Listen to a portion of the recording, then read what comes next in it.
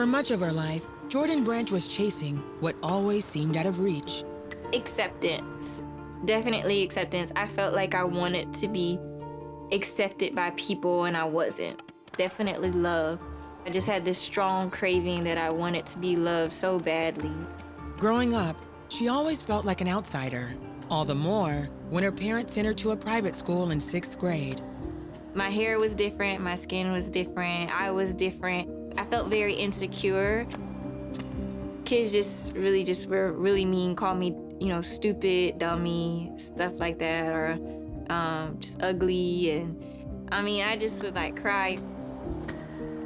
Jordan kept silent because she believed no one cared enough to listen. And even though her family went to church every Sunday, she felt the same way about God. I don't know anything about going to my Bible or going to go pray or going to go talk to God about my feelings, and I just wasn't taught to about that in church or in general. So I just know I'm feeling bad, and I don't know how to handle it other than internalizing it. By 9th grade, Jordan couldn't take it anymore.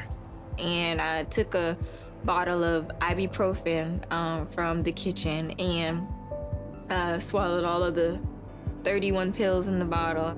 And by the grace of God, I threw them all up.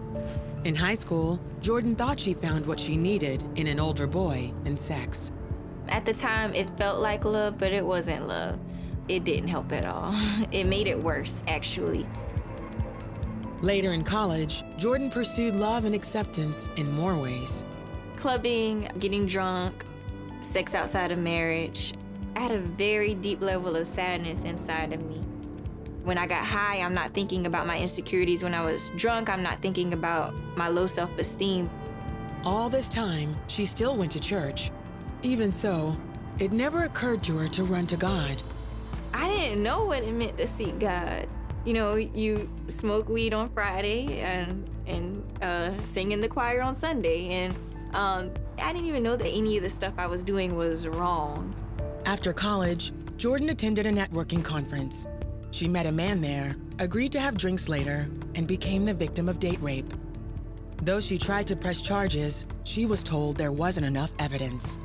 I was depressed. I was just all the negative emotions that you can think of. I was feeling those things. And I remember driving down the road and thinking, oh, well, maybe I can run into this tree and people wouldn't think it was intentionally or was a suicide. They would think it was an accident.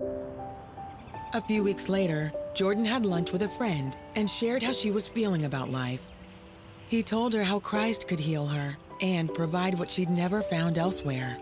When he started talking about God, it was different. It was genuine and it was sincere and it wasn't surface level. He talked about God about in his life and a relationship with him. I felt like my eyes had been opened.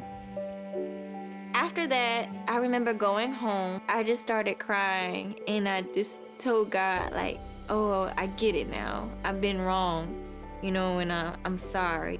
Right there on the bedroom floor, I just told him I wanted to rededicate my life to him. I wanted to live right for him. Jordan's life soon took an entirely new path. I might have felt the same initially, but my responses were different.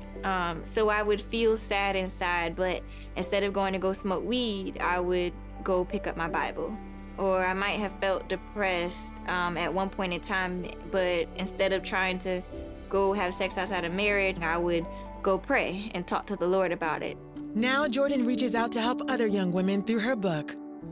And she's engaged to be married. She says she's found in Christ what she had spent so many years chasing. I just stayed faithful to him, to let him deal with those wounds and the sadness, and eventually he got rid of it. I've definitely been able to find acceptance and love in him, definitely. This is what love really is. This is what satisfaction really is.